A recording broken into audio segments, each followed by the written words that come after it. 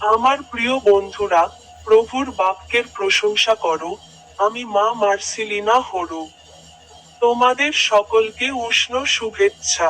আজ 9 মার্চ, 2026 বছরের তৃতীয় মাস। বিষয়বস্তু: প্রভুর উপর আস্থা রাখো। প্রথম সংক্ষিপ্ত প্রার্থনা। স্বর্গীয় পিতা, আজ আমরা তোমার বাক্য শোনার জন্য আমাদের হৃদয় উন্মুক্ত করি। আমাদের সত্যের পথ দেখাও। আমিন।